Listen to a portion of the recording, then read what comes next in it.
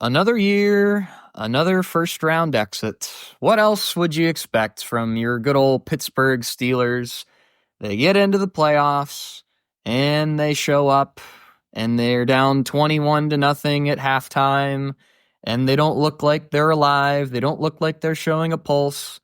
Nothing goes right. And then just barely, they give you a little twinge of hope by scoring, and then they give up a really long touchdown run, and then they give you a little more hope by scoring again, and then they never show up for the rest of the game. Hey, wait a minute. Doesn't that sound like the Bills game last year, David? Does that not sound exactly like what happened last year? Well, you know what it sounds like is let me draw a picture. So yeah, this year we're down 21-0. We score a touchdown, then we lose the game away after that. The Bills, we're down 21-0, and then we kind of make it a little competitive and then get rid of it. In 2020, we were down 28-0, and all that happened. In 2021, there's a bit of an outlier because I think went down 28 or 21-7. And then in 2017, we were down 21-0. So I think, I mean, we've mastered the art of whatever you want to call this. We know how to do it, and we do it every year. It's the same thing every year. It's the exact same game. And it's funny to me because I think there are a couple, maybe a handful of Steelers fans in places that are like just completely blown out of their mind at what happened this game. And to those people, I ask you, like, are you really a Steelers fan? Is this really surprising? Because it's not surprising to me. And I don't know if you can really truly say that it's surprising if you are a real Steelers fan, because we've seen it year in and year out. It's the same game. It's the exact same game. You said it. Like, even to the exact score and the way that the game pans out, it's the same game and nothing changes. It is. And I think that it's gotten worse over the years for sure. I don't know if it can get much worse than when we lost the Browns the way we did, but it's just gotten like it's more obvious. Like, I think we were trying to give ourselves some hope. I was like, maybe if I think and say the Steelers are going to win, then they'll actually win. And so I was like, let me just start saying it, and then that didn't work. And yeah, I think that I am very concerned about this team as a whole. I think that just I would say we're honestly, since we've been born. Now, I mean, maybe skip the 2003 season, but this is like an all time low. I feel like this of the 21st century is the lowest the Steelers have been, and I think like not even to the point of like records and whatever stuff like that, but I think like the Steelers themselves, the players, the coaches, I don't know how anyone in that locker room and in that staff could have hope for like a while and be like, oh, it'll be different when we've seen time and time again in the past 8 years, it has not been different. So I I feel like it'll be interesting to see how this organization handles this. I mean, what destitute? You're lost. You have nothing. Well, I feel like they could have been deemed lost after they lost to the Browns in 2020, because that's like an all-time low. Your little brother, whom you've beaten in literally every game for the last 10, 15 years, just curb stomped you in your home stadium in a playoff game. And that wasn't enough of a wake-up call to get you to realize, hey, maybe we should change something. Because again, if it's me, if I'm looking at that, like most of the Steelers fans and media was thinking, it's like, we just lost to the Browns. The Browns of all teams. And even still in the year 2024, when we lose to the Browns, and by the way, the Browns didn't win a game after they beat us, if anybody else realized that. But the whole point is, like, why are we continuing this trend 5 years later and nothing really substantial has changed? yes, you can point to the offensive coordinators, you can point to the defensive coordinators, even the personnel, but the entire philosophy of the way this team is run has not changed in the slightest. And it's not going to change by the way that things have come out this week. I think we've done at least a little bit of justice in waiting at least a week. I mean, today's Saturday when we're recording this, so we've had the ability to digest this for a while. And even in this week, I'm somehow even more discouraged than I was actually watching the game with the stuff that the media has been saying, with the stuff that Tomlin said, with just the news that's come out this week. Like, it's really discouraging. And it looks like almost this team has no direction, which how can that be possible? How can we have no direction when the only direction that we have is going downward, and we've been going downward for the last 8 years? So how is it that it seems like we have no direction? And we'll get into this in a little bit, but in a little bit more detail, I should say. But like, do you feel the same thing? Like, do you feel like there's any direction to what we're doing right now? I absolutely agree. I think it's confusing because we've seen over the past, again, 8 years, we'll say now, that what we've been doing hasn't worked. And so the system, the standard, again, that is so low, the standard is the standard, is what we've gone with. And now, once again, we've seen it doesn't work. It's the same result. We'll never get higher than this point. And this point is pretty pathetic.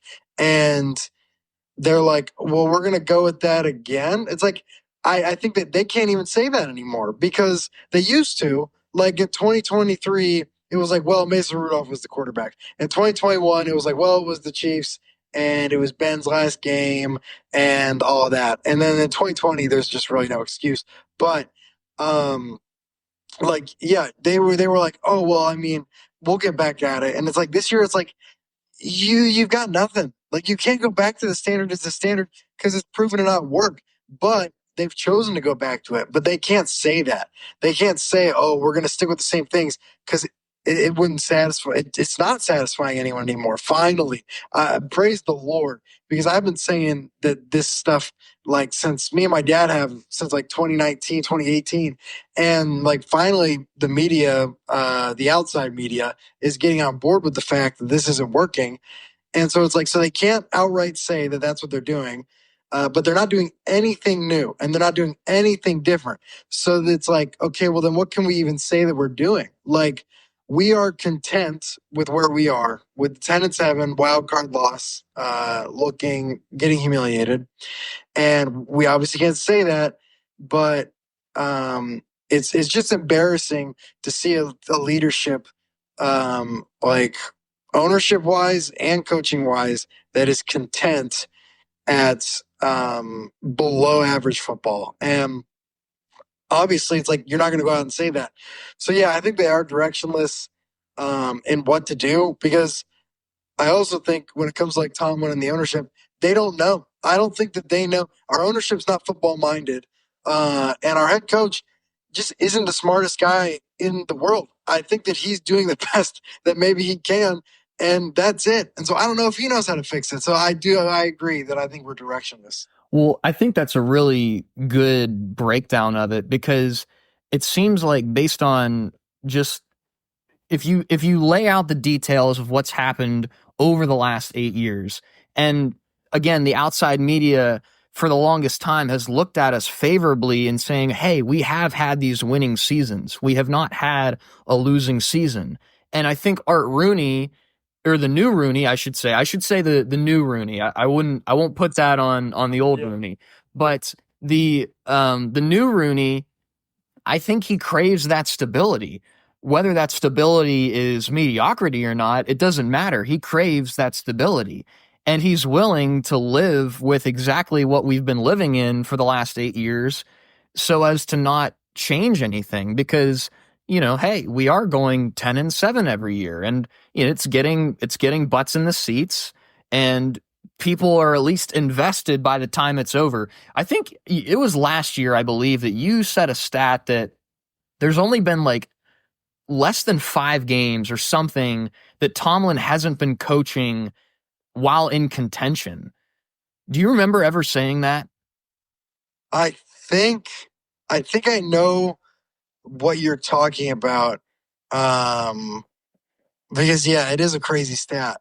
It's like Uh, he hasn't there hasn't been there's been less than 5 games where he's coached in that he hasn't been eliminated from the playoff. Like, does that make sense? Does that ring yeah, a bell? yeah, I think so. Okay, because that's the whole thing. Is like you can get us to invest. Like as Steelers fans, we have no choice but to watch because they're never out of it. But in never being out of it, they're also never really in it. You know what I mean? Absolutely. I think that like if the goal is just playoff contention and just a wild card spot, like we've seen the outcome. We've seen it a million times. So yeah, and I think that we get our hopes up kind of every year. And I think that like honestly, I think that this is kind of the straw that broke the camel's back where it's like I know for me, like and like I want to hear. I know that you know. I don't know exactly what Tomlin has said this week or what other people have said. All I've heard really is Fryermuth backing him up, and that Tomlin is not going to go anywhere. But I think that like, yeah, I'm not going to get my hopes up again while he's under the head coach. Like I'm not going to get my hopes up because like why would I? Like I think that when you like okay, I was willing to give a little bit of the benefit of the doubt when you had Kenny Pickett and Mason Rudolph, and when you had Ben in his last year. It's like okay, benefit of the doubt, but a new offensive coordinator where the offense still looks the same, not utilizing players to their ability. One stat, which this is another thing that's not giving me hope, but this is just a quick thing. I think you said this. Mike Williams had 13 targets, 9 catches, 132 yards, and 1 touchdown. So he was amazing when we put him on the field. And the tweet was like, we needed a wide receiver. We got the wide receiver. We never used the wide receiver. So who cares about the draft? Who cares about free agency? Because no matter what happens, we're not going to use them correctly. Just like we can't use Najee right on a 4th and 1. So yeah, I mean, there's no reason to get hope up about this team. Well, even guys like George Pickens, who are probably going to be very sought after in the trade Oh, market, like in this please. offseason, like, I mean, I know that you don't like him a lot. And I mean, you can't deny, though, that he's a great talent. And if he goes somewhere else, he'll probably be great. I would say the same thing with Najee, too. If Najee goes somewhere else, if we end up not re signing him, then he's probably going to go somewhere else and be great. Like, you've said it a lot. And actually, this was what I was thinking of. So that Rams game that happened, when was that? That was Monday, Monday right? night. Yeah. Yeah. So that Monday Rams game, I'm looking at guys like, you remember Akello Witherspoon? Like, he had a nice game. Like Kevin Dodd, it's like these guys, they leave us and then they go and they're coached well and they go and they're contributors on good teams. And why can't we have the same thing? It's like whenever guys leave us, they end up doing just fine. I think of even like James Conner. Like he was much maligned at the end of his time in Pittsburgh, and now like he's like a solid RB1 for the Cardinals. And it seems like he's loved over there. And like I feel like the same thing is going to happen to Najee Harris, perhaps even George Pickens if we do decide to move on from him. That's another conversation we'll have to have. But like it's it's just we're stuck. We're so stuck. We're not getting any better. We're not developing anybody, and we're not utilizing what we're given to its highest extent. And for that reason, and I think I said this, and I truly say this in all sincerity, and it's not that I'm bashing the Steelers, it's just that I care for people. I would say deal Cam Hayward, deal TJ Watt so that they can play on a real team. You know what I mean?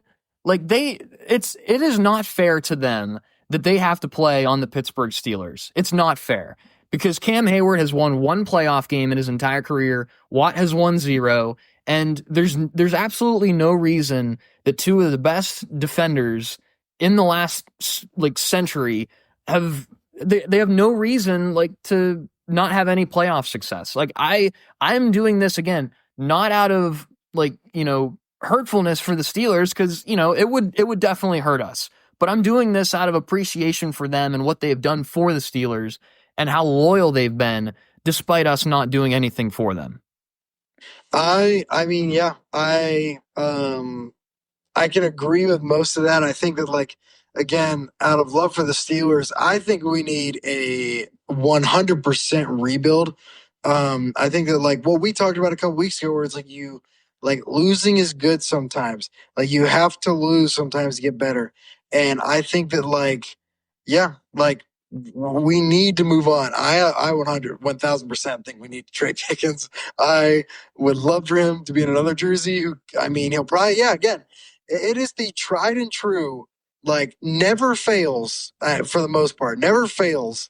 A guy goes somewhere else and they get better. And it seems like with the guys when they're with us get worse. Like James Conner got worse. He started out hot and got worse. Um, some interesting stats my dad actually sent me that, like, the radio show was talking about. TJ Watt in his last 200 snaps did not record a single stat, which is just, I mean, horrible. Minka Fitzpatrick, I think they said it was the last. This sounds crazy. 36 doesn't sound right. Seems like too many. But the last 36 games, one interception. Highsmith is at an all-time low in the past 16 games when it comes to sacks. And the only guy on defense that is performing is Cam Hayward, and he's like the oldest guy out there. Which, like, explain that to me. And so yeah, I mean, I agree. I think that, like, we've used, like, I would say, like, the only thing holding me back would be TJ Watt, where it's like, man, like, if we can build something around him and, like, rebuild around him, like, sure, but we're not going to do it. Well, And he's also 30 years old, you know? yeah, yeah, I mean, And we haven't won with him, so who's to say that we can build something now? And here's the other thing. This offseason, I feel like, was the one where they finally went and they started to build. Like, we went out, we got Patrick Queen, we got Deshaun Elliott, we went and got Russell Wilson, we got Justin Fields. Like, this was the one. Like, this was it. Like, what else could we possibly do in another offseason, excuse me, to prepare ourselves in a way that is better than this previous offseason? Because there's a record. If you go back down to our very first episode of this season, we were thinking, is this the greatest offseason that we've ever experienced in our lives as Steelers fans? That was how we were thinking. no, you're absolutely right. I mean, this was like our 2021 Rams. Like, the 2021 Rams before that season were like, let's get rid of all our picks. Let's, get Matthew Stafford. Let's get, I think it was Von Miller or somebody. Let's get, like, these guys. Let's get this guy. And it was like, let's go win now. And they won now and won the Super Bowl. And for the fact that this is, I mean, we were looking like it at 10-3. Like, we sold the house. We got what we needed. And in pure Tomlin fashion, we just fell apart at the seams. And I don't understand. Yeah, I just don't understand how a team can be mismanaged for this long and it to go unchecked. And I also think, like, the Steelers organization should look at history. Um, Now, I'm going to preface this by saying I think Andy Reid is an unbelievably better coach than Mike Tomlin. But Andy Reid was with the Eagles from, I don't even know, the late 90s or like 2000 to 2011, I think. And, lots of NFC championships, won Super Bowl, lots of playoffs, never won, lost a ton, lost a lot at home. But he's a great coach, and they were getting there like every year. And the Eagles, after however many years, it was definitely at least like 12. But they were like, you know what? Like, you've gotten us to the playoffs, you've won some playoff games, but you can't win a Super Bowl. So we're gonna move on from you. And, like, that was crazy. That was like, it was such a huge deal. I was very young, but it's still just like a huge deal to get rid of a coach like that who won all those playoff games but couldn't win a Super Bowl. And he went to the Chiefs, who, like, were horrible. Now look at both of those organizations.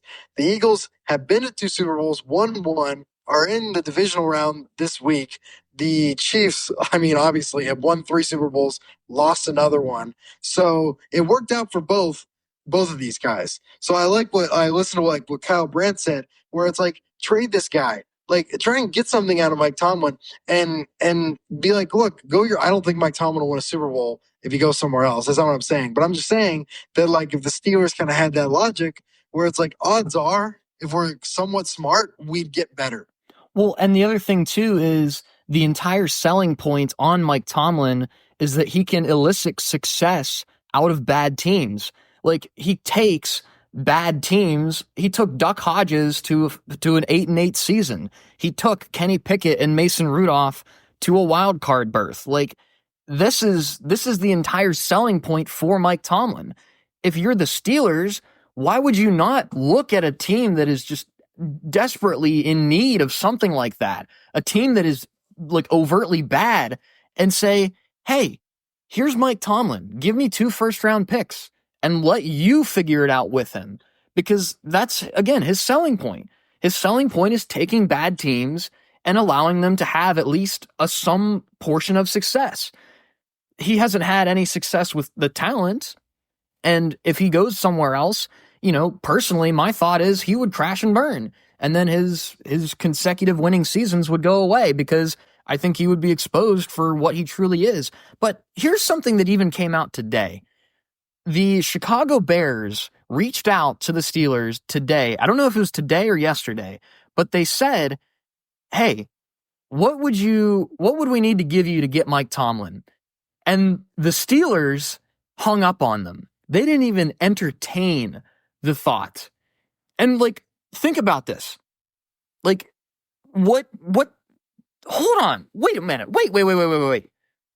They're asking you for Mike Tomlin, and you aren't even going to continue a phone conversation and see what they're going to give you? The wording that the headline used was rebuff, which means to meet with hostility. They met the Bears' inquiry with hostility. Like, what does that tell you? What does that tell you? Why are we fighting so hard for a mediocre coach who can barely get to the playoffs? I don't care who making good teams great. Guess what? You made good teams look pretty horrible too. You had great teams with Ben Roethlisberger start 0-4. You had great teams with Ben Roethlisberger be 4-1, then go to 4-5. You it is not making bad teams look good. It is just who you are, mediocre, below average, probably. And yet we want to fight for this guy. We don't even want to hear out what the Bears have. Oh my gosh, would I have loved to have been on the other side of that phone call? I mean, I'd be like, you just give us anything. Like, take him. He's yours. Take the cancer. And like, it's just mind blowing. And that could discourages me to where it's like, I don't want to watch you. Like, first, it's not even just the head coach. It's the organization that is this stubborn, old, just ignorant, prideful, I don't want to support that organization. I don't want to watch you on Sundays. I don't want to support this. It's just pathetic, and I'm just done with it, and I'm tired of it. It's become all Pittsburgh sports, unfortunately, and it is they are. I mean, I don't know. I'm losing. I've lost. I mean, never really had a lot of hope in the Pirates, of course. I've lost hope in the Penguins, and I've just now lost hope in the Steelers. And just to see that it's not little issues. It is the head coach, the owner, the top of the whole organization is the problem.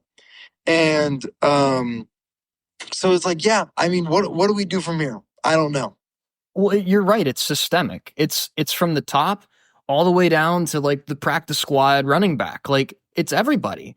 It's a problem. And even the way that the team seemed to handle this loss to the Ravens, it just didn't ring a bell with me. I was like, why is that the case? Patrick Queen came out and said, actually, before I say this, Patrick Queen was dealing with the flu during the Ravens game. Oh So wow. he played through it. And I mean, that gives me a lot of respect for him. And he's under contract for, I think, another 2 years. I think was it a 3-year deal that we got him for? That sounds right. Okay. So I'm glad that we have him for at least a couple more years because I do appreciate his fight. I appreciate his grit. And he may not have had the best of seasons this year, but like he's a guy that embodies doing something the right way, I feel like. And again, for him to go out and play, like dealing with the flu in this game, like that gives me a lot of encouragement with him specifically. Now, what he said was that after like a couple of those, I think it might have been after the Chiefs game, the team just kind of checked out and they were kind of ready for they were kind of just ready for the offseason to start because they had lost hope in themselves. And I think you even said, you're like, does this team know that they still have a chance? Like this team clinched a playoff berth weeks ago and they look like they're defeated. They look like they're playing just to get to the offseason, just to get to the golf course. And based on what Patrick Queen said, like that seems like it's exactly what it was. Like the team just kind of checked out.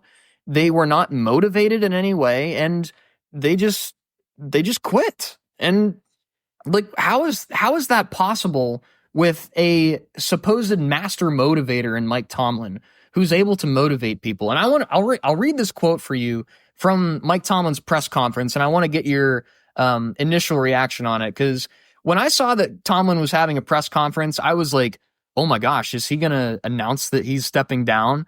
And after about 4 minutes of listening to it, I'm like, well, he's not going anywhere.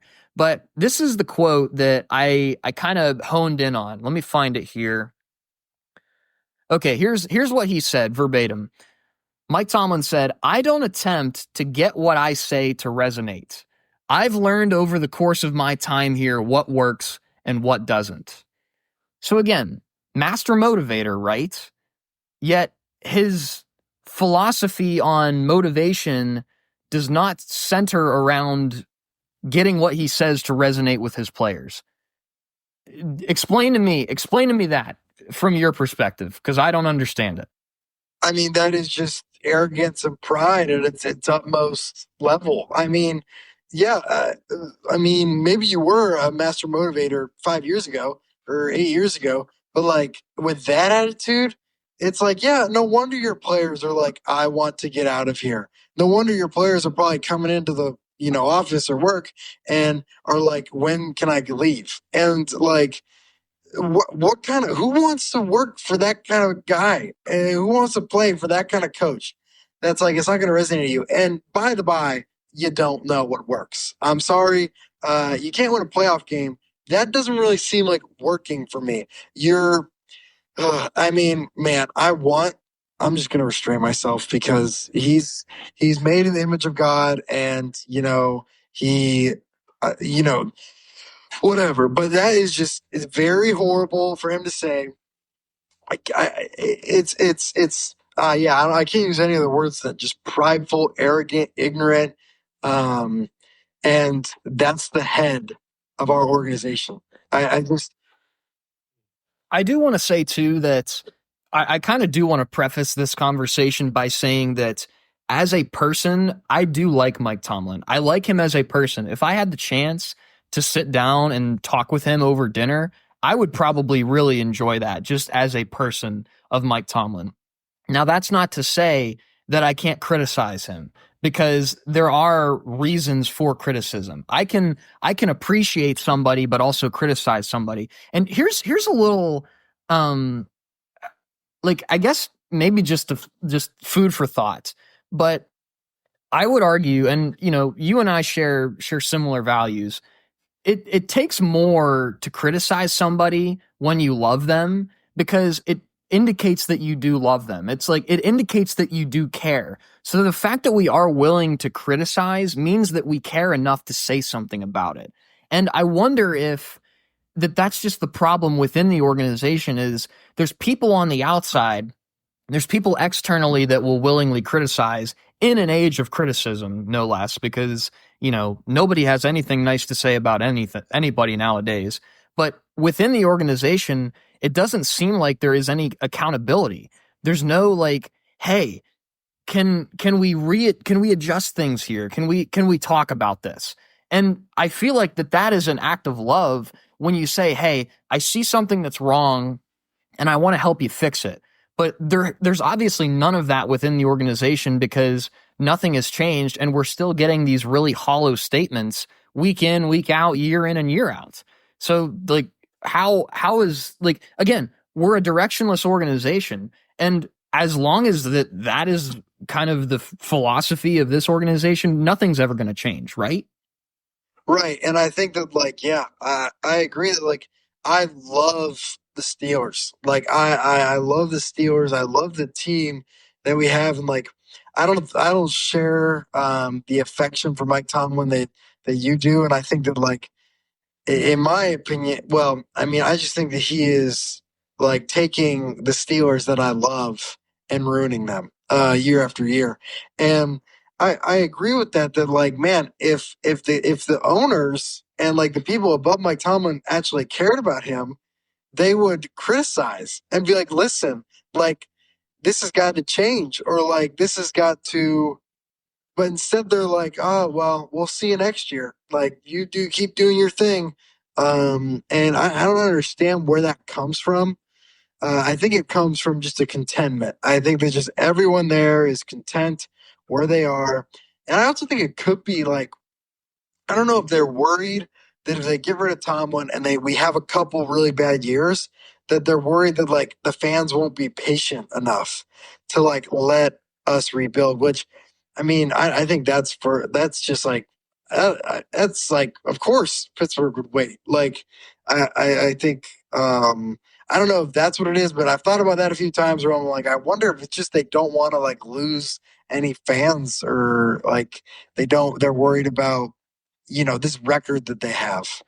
I mean, I won't go out and say that Pittsburgh fans are patient because I mean, well, I don't know.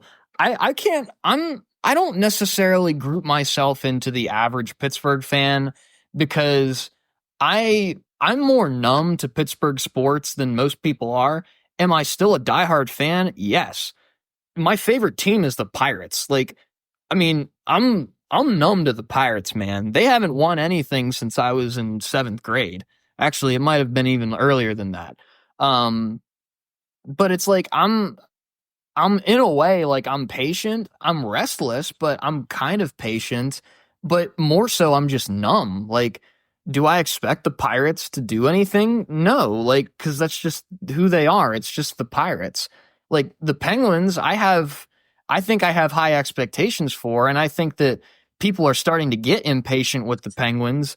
And I think that's very evident in the way that their attendance has gone way downhill. You even went to a Penguins game recently. You saw what was the milestone you saw? It was, I think he passed Lemieux in assists. You're right. Yeah, that Yeah. was the one. So was it a packed house for that game? Um, no, there were definitely some open seats. Which Yeah. again, so like I think that we're in the bottom fourth of attendance for the Penguins this season. And again, maybe the Steelers, maybe their attendance numbers drop a whole lot. But I mean, this year they had a bunch of primetime games. So people are going to show up to those primetime games. But even if you look at like the stands for like a day game against the Browns, like it wasn't like completely full. Like I've seen Heinz Field like packed to the brim and stuff like that. And I even went to a Steelers game. I went to that Jets game this year, which again was a primetime game. But again, if you're blind to the outside, if you're the new Rooney in this specific situation, like you are blind to the fact that there are already these empty seats in your stadium. Like you're already blind to the fact that Steelers Nation has been patient with you. We've been patient for 8 years and you haven't done anything. So what reason do we have to be any more patient with you now? And I think again, like you said, I think we would be more willing to be patient if we actually did lose. You know what I mean? Right. Oh, yeah. And I think we'd be more willing if like they admitted to like rebuilding, and they admitted to like this isn't going to do it. We've got to change. Versus like the same thing over and over again. Whereas like we're not even like I think that with a rebuild and with like admitting that things aren't working, the ownership and like just leadership is asking the fans to be patient, and that's very courteous. It's like, when it's like the Carolina Panthers, not they're not an example because they've just been in a rebuild since forever, but like they have been upfront about it. Other organizations have been like, this year is a rebuild. Like, please, like, just give us time. And I think fans tend to be more like, okay, yeah, like this year, all right, it's a rebuild. Like the Bengals, the 2019 season, they were horrible. 2020, Joe Burrow got hurt, so they were horrible again.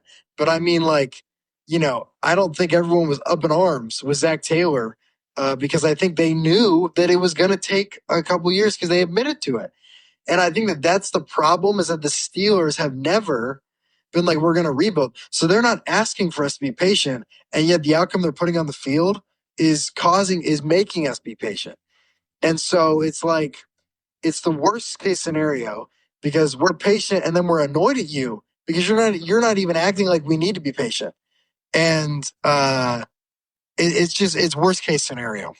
Here's another connection that I want to get your take on, because it's very similar. And if you want to draw the numbers, like, it's very similar, almost a carbon copy. Mike McCarthy was fired by the Cowboys, just when was that, this week? That might have been this week. This Something week, like that. it's been a long week. I mean, it's been a really long week. But Yeah. if you look at Mike McCarthy and Mike Tomlin, like, are they not the same coach? Mike McCarthy has been fired twice. Doug Peterson, again, a Super Bowl winning coach, he's been fired twice in the span that Mike Tomlin has won a playoff game.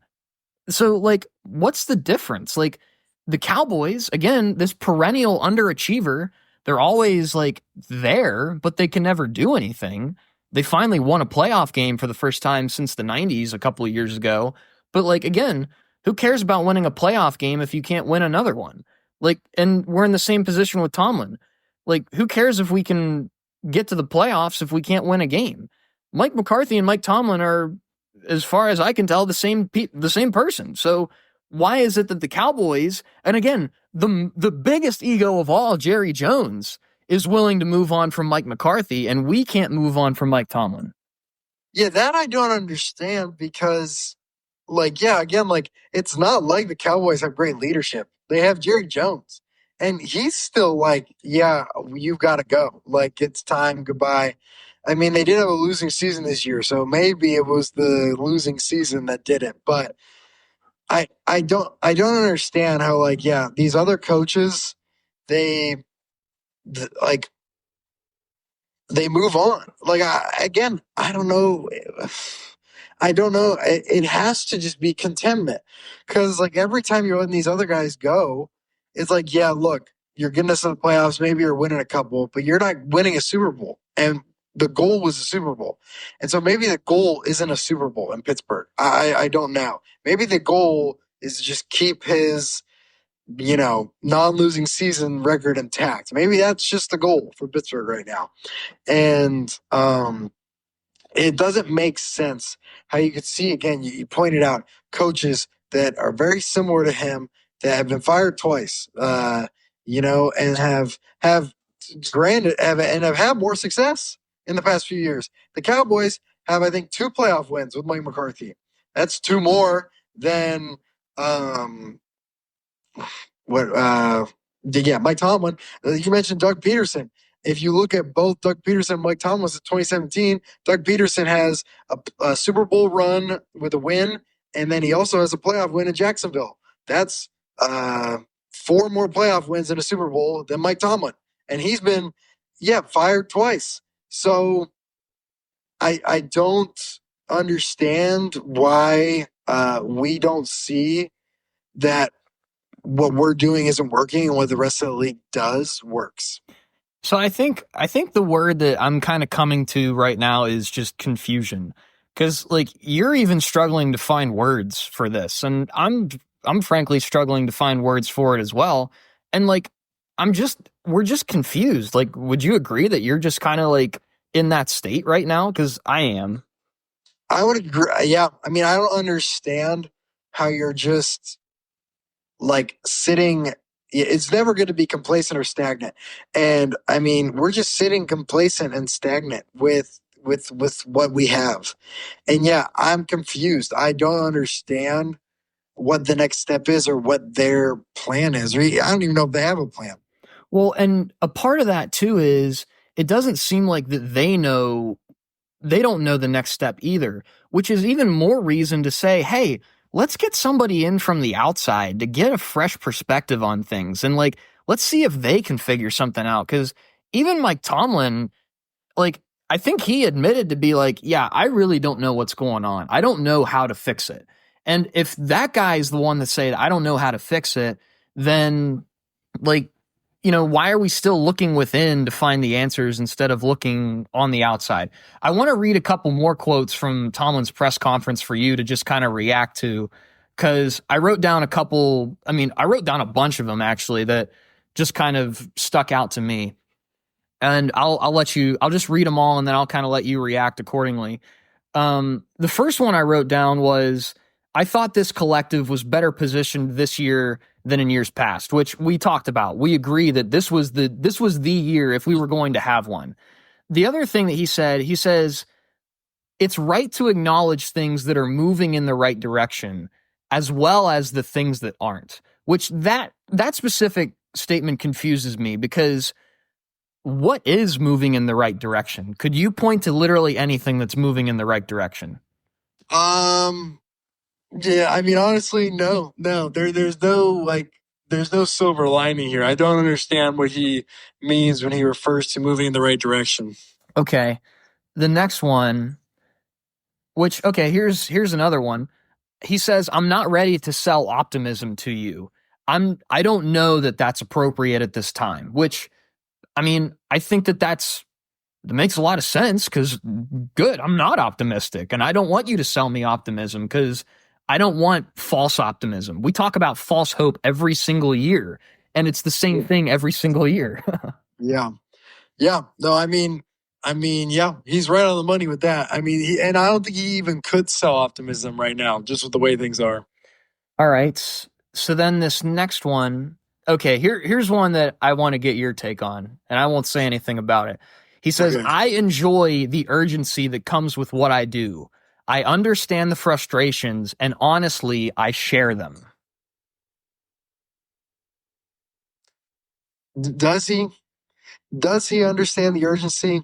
Because to me, it seems like he's sitting back, enjoying I don't know, a sweet tea or something, and every year, and just being like, well, this is good enough, and I'm keeping my job. And um, I don't think he understands urgency because I don't think a coach that understands urgency would go from 10-3 to 10-7 and then lose to a divisional opponent in the playoffs. I don't think he knows what he's talking about. Well, and again, there's no urgency because the Bears called us and then we hung up the phone. If that doesn't tell you everything you need to know about Mike Tomlin's like job security, then I don't know what. Yeah. And again, he has no reason to be urgent. Like he has no reason to really care more than he's caring right now. Like why would you? Like that's I think part of the problem too is just in the mindset of the ownership is like, listen, when you tell a guy they're never going to get fired, they're not going to try harder. Like you think, oh, I can go 10-7 every year and lose in the playoffs and keep my job. Okay, like that's what I'll do. I'll go spend more time with my family. Like, that's how it works. If this guy knows he's never going to get fired, why would he try anything different? Why would he change things up? Why would he work harder? So I think it's a complete collapse and just complete mismanagement of the head of the organization. Okay, now here's the other one, and this is the kicker. This is the marquee that I want you to react to. So this is Mike Tomlin in his press conference. I believe this was on Tuesday. So this is a couple days after the playoff loss. He says this. we're not doing the same things looking for a different result. We have adapted. We'll continue to look for ways to adapt our program. Now, before you bite me through the screen, listen to what TJ Watt said immediately after the game. Can't keep doing the same thing and expect different results. Yeah, well, I think TJ's right on the money, and Mike Tomlin is in Wonderland, imagining it. I don't even know what he's thinking. I don't know. If he thinks that they've changed every year, that's scary. That's scary. If he thinks that, oh, we've changed, because, I mean, they have not changed since, uh, they haven't changed. Like, they've never changed. And, like, who cares if you change an offensive coordinator? Like, oh my goodness, it's a new person calling the same plays, which is another thing that I'm like, you talk about confusion. I'm confused that you can have a bunch of different offensive coordinators, but the offense look exactly the same. Like, you can't tell me that Mike Tomlin doesn't have a hand in that offense when it looks the same no matter who's coordinating it.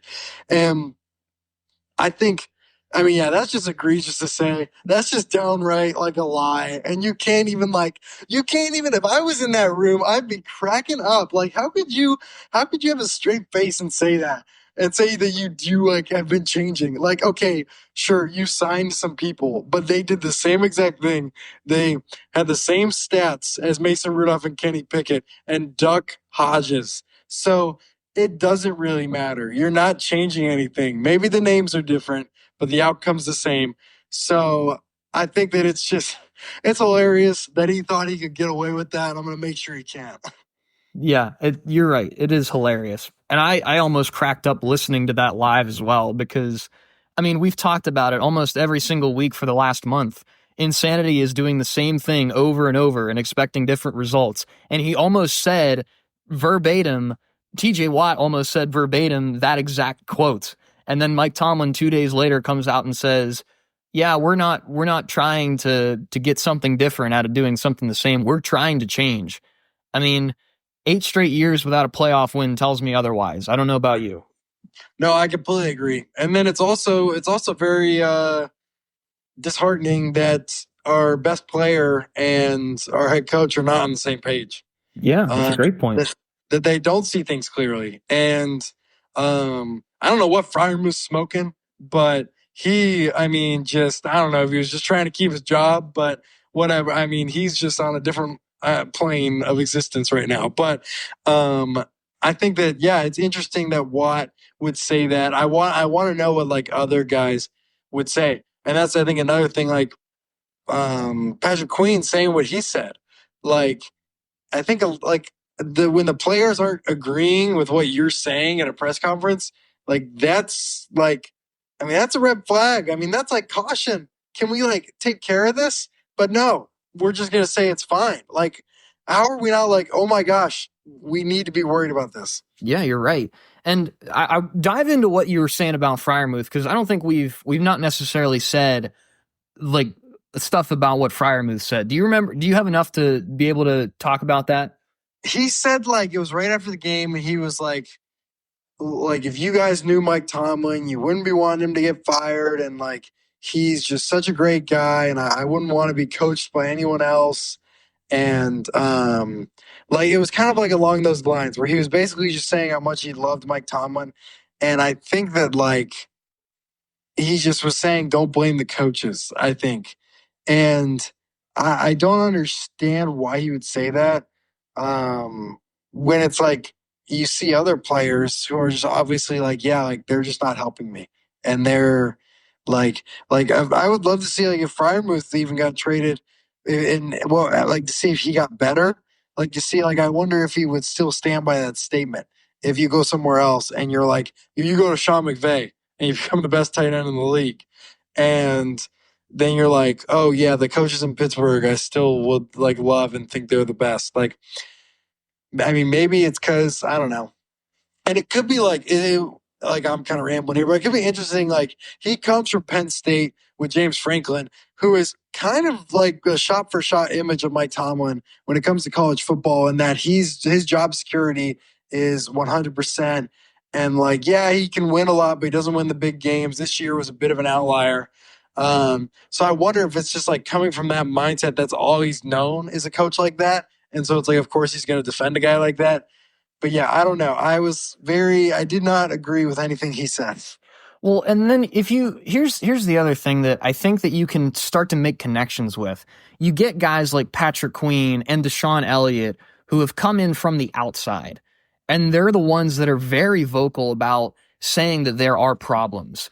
But then you got guys like Freiermuth, who's locked under contract for another 3 years with a lot of money attached to him, and he's one of the guys that's saying, yeah, don't like blame the coaches. Like, at some point, like we have to play better. But like, why is that the case? Like, why is there a disconnect between guys that are on the outside being very willing to criticize the team, but then there's guys who've been with the team that are under contract for longer that are saying, yeah, like, we believe in our coaches. I think that's kind of the crux of what they're saying is we believe in our coaches, which if it was me, I wouldn't believe in my coaches after 8 years of failure. I mean, like, again, what is the mind of TJ Watt right now? Like, what is going through his mind? What could possibly be going through his mind? Like Cam Hayward too. Like, that man is the most loyal man in the NFL. He has to be. Because he's continuing to ride with the Steelers team. He's not going off to Cincinnati. He's not going off somewhere where he could probably be just as good and actually win something. Like, he's staying with the Steelers, and he still hasn't won a playoff game in 8 years. And, he's in the twilight of his career. He's almost out of here. Like, for me, like, I would want to try to actually win something for once. And Cam Hayward, again, like, praise God for him, because he's so loyal, and for no good reason too. Yeah, and I think that, like, yeah, I mean, I'm glad to hear that TJ Watt would say something like that. And, like, I think that he's got to be thinking, like, can I get traded? Like, I think that he's got to be thinking, like, I want to go win a Super Bowl. The same thing happened with JJ. Like, the Texans were in the playoffs. Like, the Texans, they were winning some wild card games. And he was like, it's just not going to get done here. I'm going to Arizona. Like, and, Arizona had, like, one okay year. But, like, I would assume the same thing is going to start to happen. And, like, well, to your point, it's like, I would not mind that at all. Like, I mean, we're not going to win a Super Bowl. I would love for TJ to go, and, like, Hayward to go to a team that wins a Super Bowl. And then it's like, okay, well, that's good. Like, at least they did, because I like them. And because as of right now, I don't think we're going to get a ring here anytime soon with what we have. And yeah, I don't understand. Like, what's Minka thinking? What are these guys that have been here, like what you said, for years? When it's just like, okay, you really know now, like, for sure this doesn't work. Like, what would be like? And here's another thing of the Steelers hanging up on Tomlin. If this offseason is extremely quiet and nothing happens, I could very likely see us plummet and, like, have a horrendous year, because we just, like, what would make these guys motivated to play again? And so I think that, like, if nothing big really changes, I think we could see a huge plummet, and then there's no trade stock for Mike Tomlin, and so then you just have to fire him. So I think that we're making every wrong choice that's been happening for a while. So yeah, I don't know. I'm nervous to see how this team just responds this offseason. We didn't talk much about the game. I mean, if we're being honest, like, there wasn't much to talk about. Russ was not great in the first half, and I think we only had 11 first downs the entire game. And sure, he started to make some connections late in the game. We had the long ball to Van Jefferson, the long ball to George Pickens. It's like, hey, great, but you're still down by 14, and you will lose by that much anyway. And again, the defense, maybe it wasn't nearly as egregious as years past, but they still gave up 28 points, and 21 of them came in the first half. So again, like, there's no reason to really talk about the Ravens game, because it's just a carbon copy of every other year. Go back and watch the Bills game from last year, and you'll see the exact same game. So I think that's kind of why we've strayed away from talking about the actual game to this point. And we'll definitely have some conversations about the future. I mean, we didn't talk about Justin Fields. We didn't talk about Russ. Like, that's stuff that we'll talk about in the coming days, in the coming weeks. But like for this week specifically, like it's all on a downward trajectory. Nothing is looking up for us, and again, like we've said several times in the last couple of weeks, maybe that's for the better. Maybe it is better that we do start losing. And as hard as that is to say with the way that Pittsburgh sports are going right now, I would be more willing to be patient if they did start losing than if they did just continue to do what they've been doing. Yeah, no, I mean, I completely agree. And I'm a little excited to talk about the future, but like, yeah, I mean, even I was just thinking, like, if the news dropped that we traded Mike Tomlin to the Bears, like, oh my goodness, this week would have completely shifted. I would have been so excited. I would have been like, all right, like we got fresh, just like a fresh team. But I mean, yeah, I mean, we're stuck here, and as of right now, there is no hope. But yeah, I mean, we didn't talk about the game much. I think that, yeah, again, we just don't have the only passing routes we have are out routes to Fryermuth and deep balls. And just to point out, these are the coaches that Fryermuth are defending. So you have Derrick Henry and Lamar Jackson in the backfield, two of the greatest running like guys in the league. And so they coach, okay, Watt and Highsmith, you crash down. Always crash down and play the running back. And then Lamar takes it and gets like 15, 20 yards.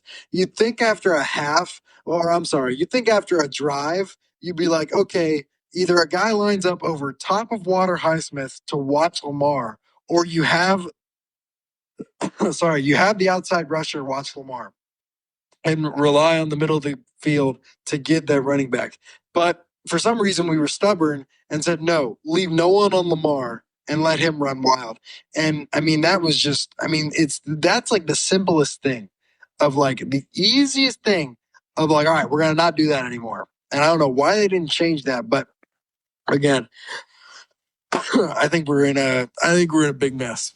Well, it's funny that you said that Watt hasn't recorded a stat in about 200 snaps or something like that, but he did record about 15 tackles on a person that wasn't carrying the ball this last week. He did. He did. He got him every time. You're right about that. He did. There was that guy that did not have the ball, whichever one it was, he was not going anywhere. No, he was stopped right there. That's the whole point. This entire conversation is just comical, and maybe if we don't laugh, we'll cry. But maybe we'll start to talk about some.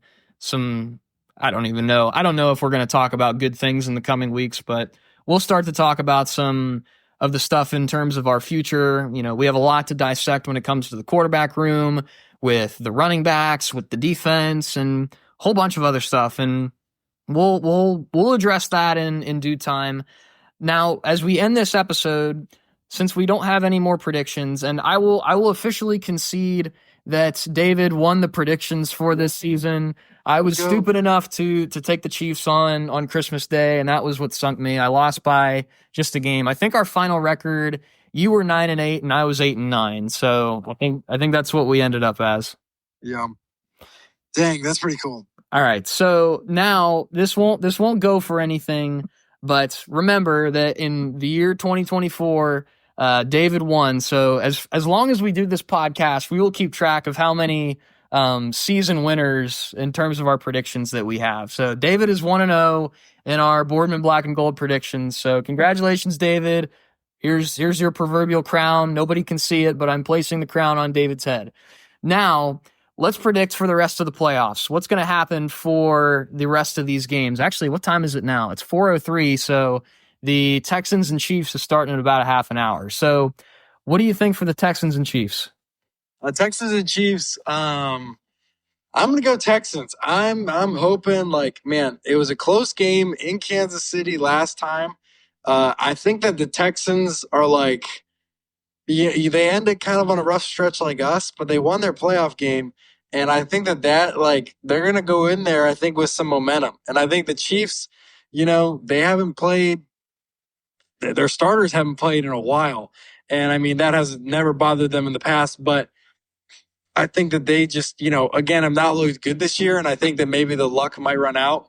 And I'm hopeful. I'm hopeful. I think I want the Texans to win. I also want the Texans to win. However, I don't think they're going to win. I'm going to take the Chiefs in this one. What's tonight's game? The Commanders and Lions. Okay. That's a great matchup. I love that game. I don't really care who the heck wins. I have a feeling that it's going to be really close, and I would not be surprised necessarily if the Commanders win. However, I'm still going to take the Lions. I don't think that Dan Campbell is going to allow the bye week to, let him be rusty. I think that the Lions are going to come out. I think they're going to take care of business. I think it'll be close, but I think the Lions win. Yep, I agree. I think my fiance is a Commanders fan, so I'm going to be rooting for them, and I do think it'll be close. But I just can't pick. I can't not pick the Lions. Their first home playoff game this year. I think it's just like you got to choose the Lions. I agree.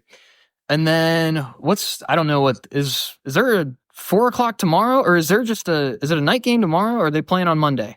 I think there's a 6:30 game, so there must be like a 1:00 game, maybe. Okay.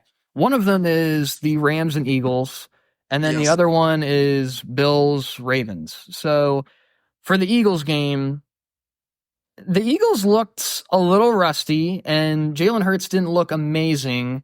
However, it was kind of against the battered up Packers team, and I think that was kind of, in a way, their tune-up game. I think the Eagles take care of business, although, again, I wouldn't be surprised if the Rams make it close. And I think there's a great shot that the Rams can win, but I'm still going to take the Eagles. Yeah, I agree. I think, the Eagles didn't have a great game. However, they're home. It's going to be cold. I think the Rams are hot right now, and they've got a lot of momentum. I would love for the Rams to win. I think I'd much rather see them in the championship game than the Eagles. But again, it's kind of like with the Lions. Like, I don't think I could pick against the Eagles in this game. All right. And then our final game, the Bills and the Ravens. Is that a rematch of last year? Am I remembering that right?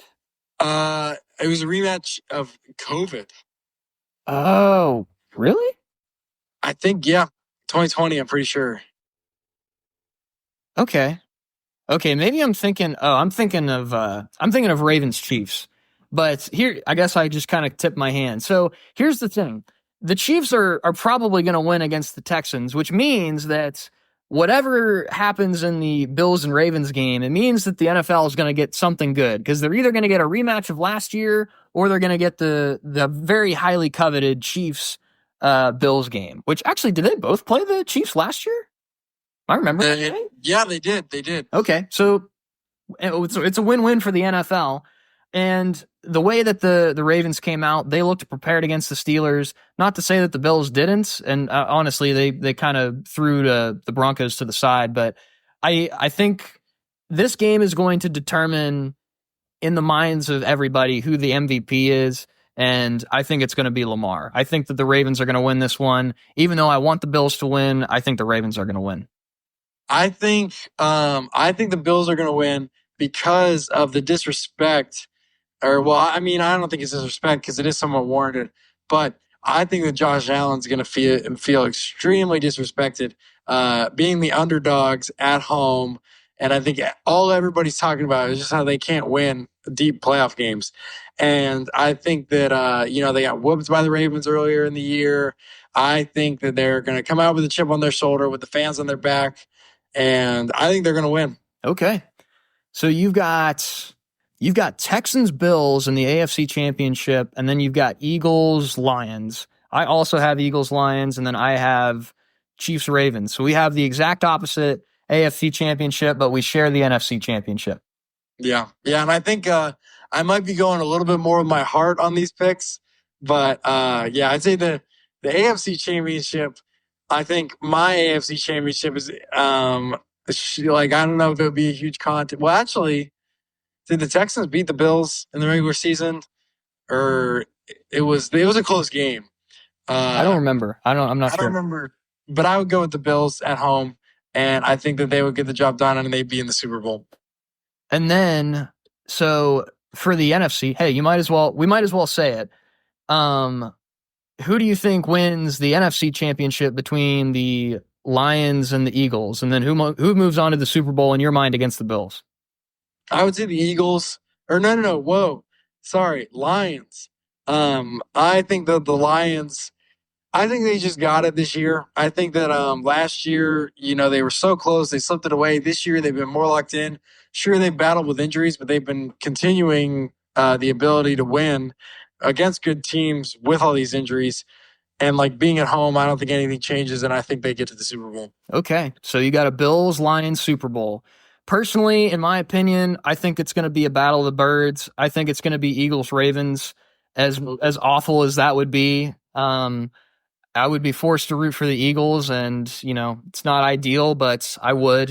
I would never root for the Ravens. Again, all these people that are saying, hey, maybe it's better for the Steelers to lose to the Ravens, that does not mean that I want the Ravens to win the Super Bowl. I don't want the Ravens to win the Super Bowl. And if they played the Eagles, then I would root for the Eagles. So that's kind of the way that it works. I'm kind of banking on the worst case scenario. That's kind of the pessimistic mind that I've acquired over the last several weeks. Just the way that, my sports fandoms have gone in the last several years even.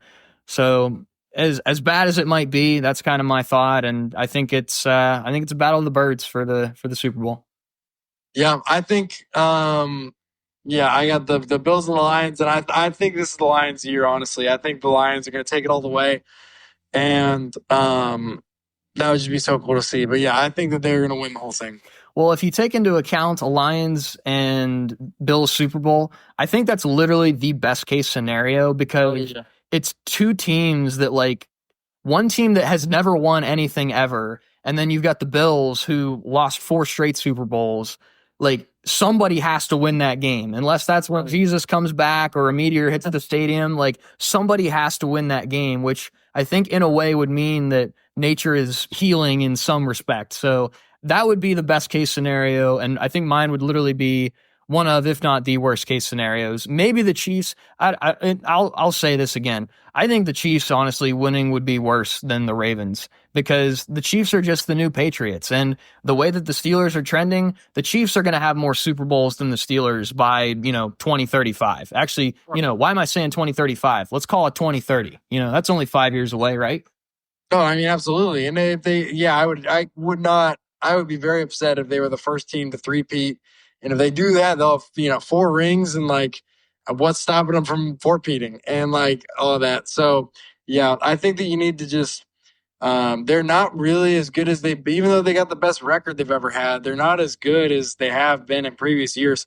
So I think if you can nip them in the bud and be like, hey, listen, you're not that good, and remind and wake them up to the fact that they've barely been winning, I think that could help ruin this dynasty for future years. Yeah, and I think that's a key to making sure that this doesn't become another incarnation of the New England Patriots. So that's kind of what I'm hoping for. I'm hoping the Texans take care of business here in a couple minutes.